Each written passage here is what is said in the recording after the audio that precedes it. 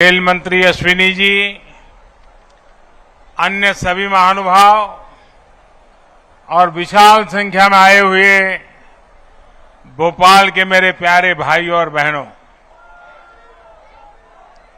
सबसे पहले मैं इंदौर मंदिर में रामनवमी का जो हादसा हुआ, मैं अपना दुख व्यक्त करता हूं। इस हादसे में जो लोग असमय हमें छोड़ गए, उन्हें मैं श्रद्धांजलि देता हूं। उनके परिवारों के प्रति अपनी संवेदना व्यक्त करता हूं। जो श्रद्धालु जख्मी हुए हैं, जिनका अस्पताल में इलाज जारी है, मैं उनके जल्द स्वास्थ्य की भी कामना करता हूं। साथियों, आज एमपी को अपनी पहली वंदे भारत एक्सप्रेस ट्रेन मिली है। वंदे भारत एक्सप्रेस से भोपाल और दिल्ली के बीच का सफर और तेज हो जाएगा। ये ट्रेन प्रोफेशनल्स के लिए, नौजवानों के लिए, कारोबारियों के लिए नई सुविधा लेकर के आएगी।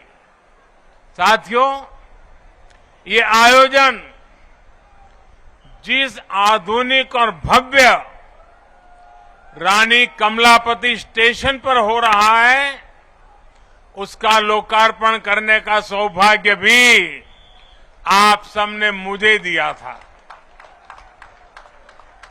आज मुझे यहीं से दिल्ली के लिए भारत की आधुनिकतम वंदे भारत ट्रेन को रवाना करने का आपने अवसर दिया है। रेलवे के इतिहास में कभी बहुत कम ऐसा हुआ होगा कि एक ही स्टेशन पर इतने कम अंतराल में किसी प्रधानमंत्री का दोबारा आना हुआ हो।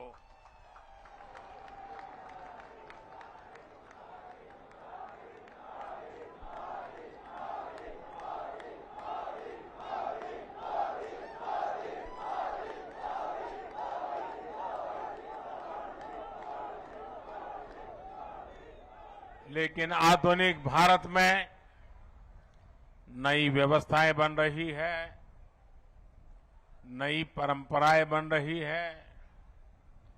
आज का कार्यक्रम इसी का भी एक उत्तम उदाहरण है। साथियों, अभी यहां मैंने जो यात्री के रूप में हमारे स्कूल के बच्चे जा रहे थे, कुछ पल उनके बीच बताया, उनसे संवाद भी किया। उनके भीतर इस ट्रेन को लेकर जो उत्सुकता थी, उमंग थी, वो देखने योग्य थी। यानी एक तरह से वंदे भारत ट्रेन विकसित होते भारत की उमंग और तरंग का प्रतीक है। और आज जब ये कार्यक्रम तय होता था, तो मुझे बताया गया कि 1 तारीख को कार्यक्रम है। मैंने कहा, भाई 1 अप्रैल को क्यों रखते हो? जब अखबार में खबर आएगी कि 1 अप्रैल को मोदी जी वंदे भारत ट्रेन को झंडी दिखाने वाले हैं, तो हमारे कांग्रेस के मित्र जरूर बयान देंगे, ये मोदी तो अप्रैल फूल करेगा।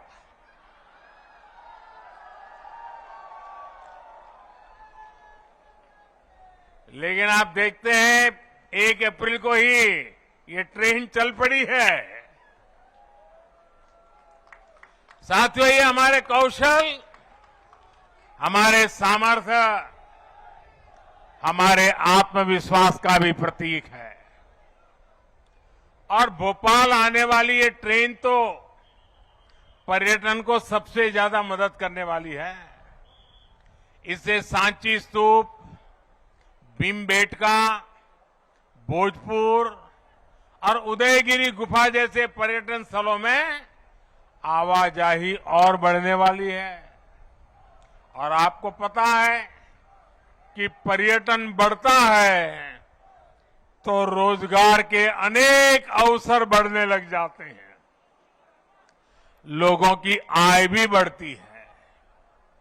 यानी ये वंदे भारत लोगों की आय बढ़ाने का भी माध्यम बनेगी, क्षेत्र के विकास का माध्यम भी बनेगी।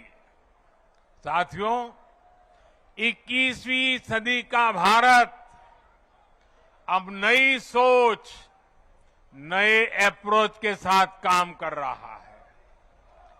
पहले की सरकारें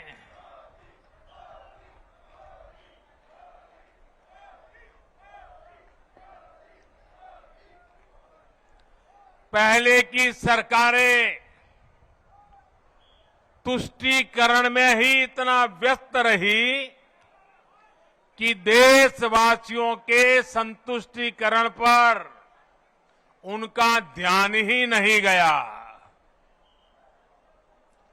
वे वोट बैंक के तुष्टीकरण में जुटे हुए थे। हम देशवासियों के संतुष्टीकरण में समर्पित है। पहले की सरकारों में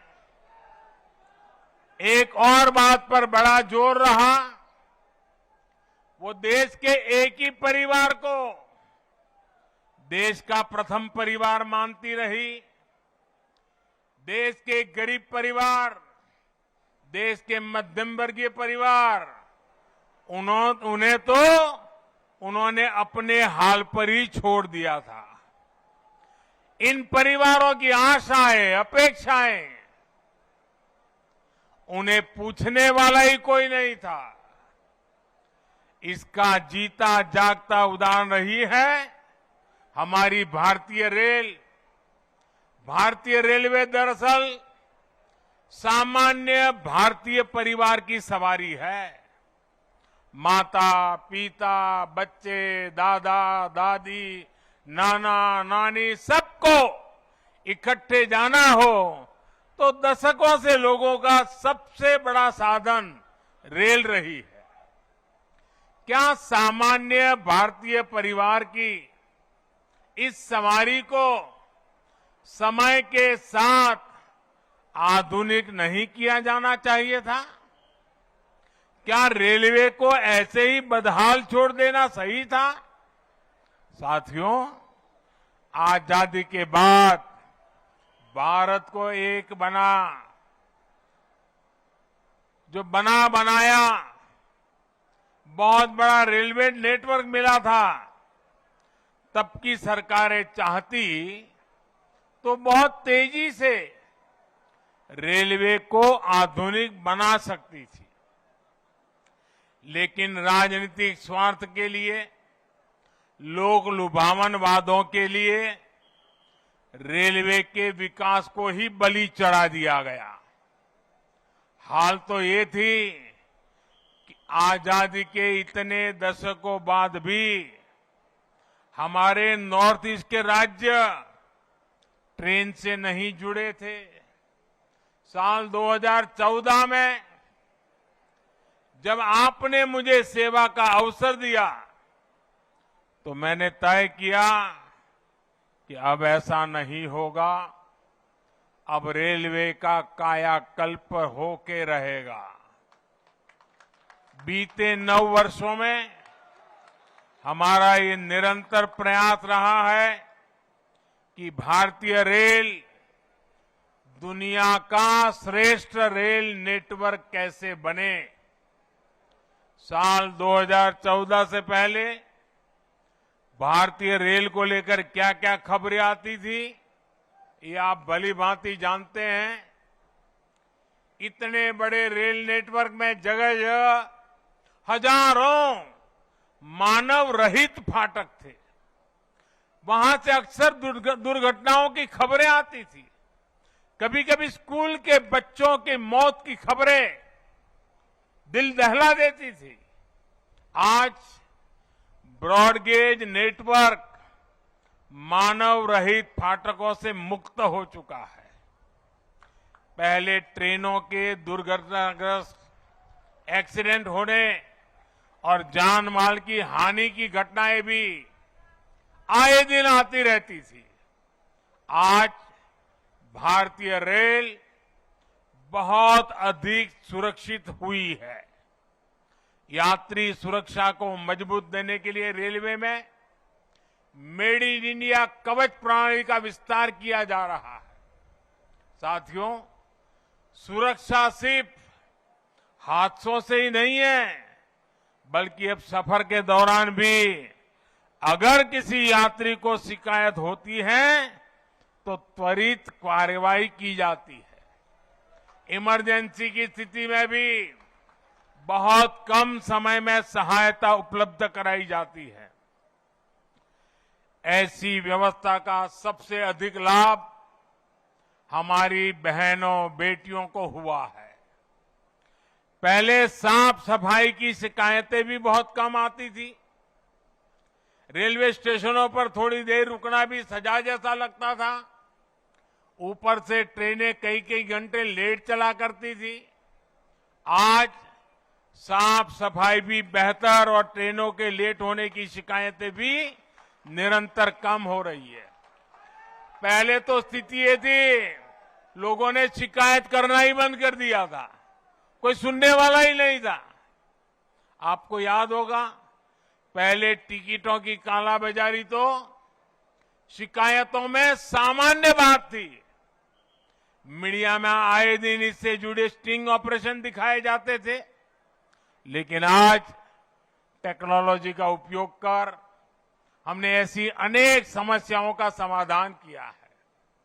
साथियों, आज भारतीय रेलवे देश के छोटे शिल्पकारों और कारीगरों के उत्पादों को देश के हर कोने तक पहुंचाना का भी बड़ा माध्यम बन रही है। वन स्टेशन वन प्रोडक्ट, इस योजना के तहत जिस क्षेत्र में वो स्टेशन है, वहां के प्रसिद्ध कपड़े, कलाकृतियां, पेंटिंग, हस्तशिल्प, बर्तन आदि यात्री स्टेशन पर ही खरीद सकते हैं। इसके भी देश में करीब करीब 600 आउटलेट बनाए जा चुके हैं। मुझे खुशी है कि बहुत ही कम समय में इनसे 1 लाख से ज्यादा यात्री खरीदारी कर चुके हैं। साथियों, आज भारतीय रेल देश के सामान्य परिवारों के लिए सुविधा का पर्याय बन रही है। आज देश में अनेकों रेलवे स्टेशनों का आधुनिकीकरण किया जा रहा है। आज देश के 6000 स्टेशनों पर वाईफाई की सुविधा दी जा रही है। देश के 900 से ज्यादा प्रमुख रेलवे स्टेशनों पर सीसीटीवी लगाने का काम पूरा हो चुका है। हमारी ये वंदे भारत एक्सप्रेस तो पूरे देश में हमारी युवा पीढ़ी में सुपर हिट हो चुकी है। साल भर इन ट्रेनों की सीटें फूल जा रही हैं। देश के हर कोने से वंदे भारत चलाने की मांग की जा रही है। पहले सांसदों की चिट्ठियां आती थी, तो चिट्ठी क्या आती थी? सांसद लिखते थे, फलानी ट्रेन इस स्टेशन पर रोकने की व्यवस्था हो, अभी 2 स्टेशन पर रुकती है, 3 पर रोकने की व्यवस्था हो, यहां रोकी जाए वहां रोकी जाए, यही आता था। आज मुझे गर्व है, मुझे संतोष है जब सांसद चिट्ठी लिखते हैं और मांग करते हैं कि हमारे यहां भी वंदे भारत जल्दी से जल्दी चालू हो। साथियों, रेलवे यात्रियों की सुविधाएं बढ़ाने का यह अभियान लगातार बहुत तेज गति से चल रहा है। इस साल के बजट में भी रेलवे को रिकॉर्ड धनराशि दी गई है। एक समय था जब रेलवे के विकास की बात होते ही घाटे की बात की जाती थी, लेकिन अगर विकास की इच्छा शक्ति हो, नीयत साफ हो और निष्ठा पक्की हो तो नए रास्ते भी निकल ही आते हैं। बीते 9 वर्षों में हमने रेलवे के बजट को लगातार बढ़ाया है।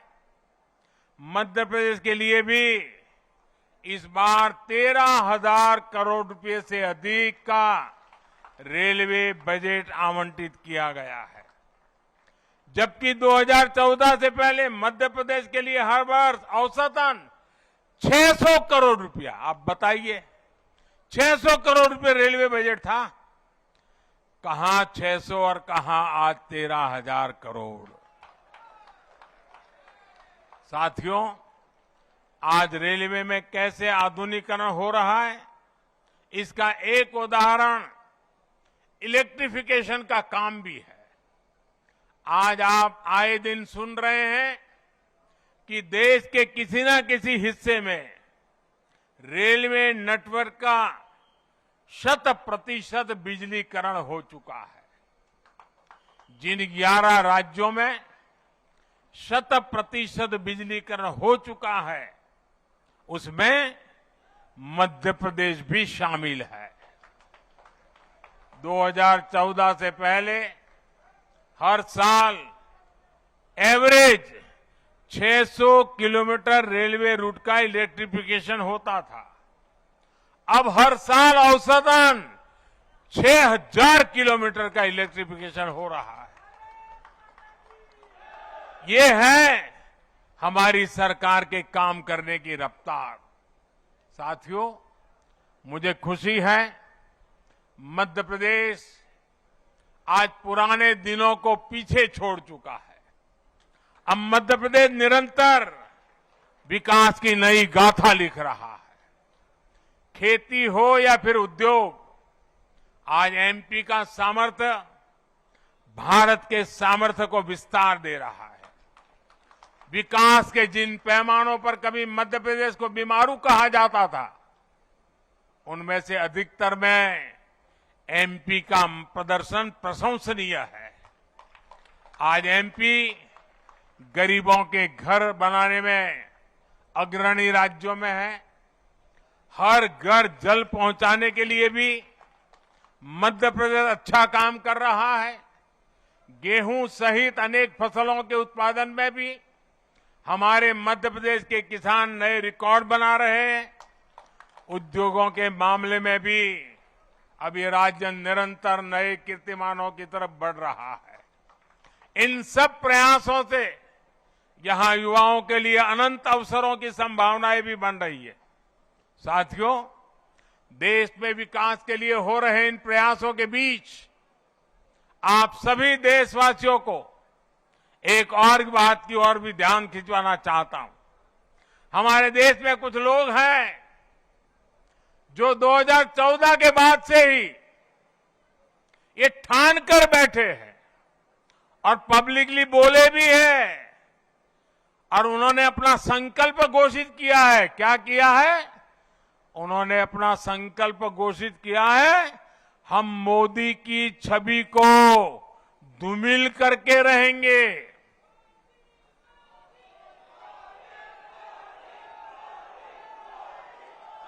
इसके लिए इन लोगों ने भांति भांति के लोगों को सुपारी दे रखी है और खुद भी मोर्चा संभाले हुए हैं।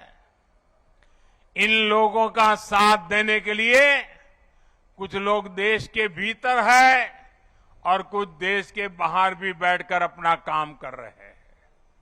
ये लोग लगातार कोशिश करते रहे हैं कि किसी तरह मोदी की इमेज को धूमिल कर दें, लेकिन आज भारत के गरीब, भारत का मध्यम वर्ग, भारत के आदिवासी, भारत के दलित, पिछड़े, हर भारतीय आज मोदी का सुरक्षा कवच बना हुआ है। और इसीलिए ये लोग बौखला गए हैं। ये लोग नए नए पैंतरे अपना रहे हैं। 2014 में उन्होंने मोदी की इमेज, मोदी की छबिल धूमिल करने का संकल्प लिया। अब इन लोगों ने संकल्प ले लिया है, मोदी तेरी कब्र खुदेगी। इनकी साजिशों के बीच आपको, हर देशवासी को देश के विकास पर ध्यान देना है, राष्ट्र निर्माण पर ध्यान देना है। हमें विकसित भारत में मध्य प्रदेश की भूमिका को और बढ़ाना है। ये नई वंदे भारत एक्सप्रेस इसी संकल्प का ही एक हिस्सा है। एक बार फिर मध्य प्रदेश के सभी नागरिक भाइयों बहनों को, भोपाल के नागरिक भाई बहनों को इस आधुनिक ट्रेन के लिए बहुत बहुत बधाई। हम सभी का सफर मंगलमय हो, यही शुभकामना के साथ बहुत बहुत धन्यवाद।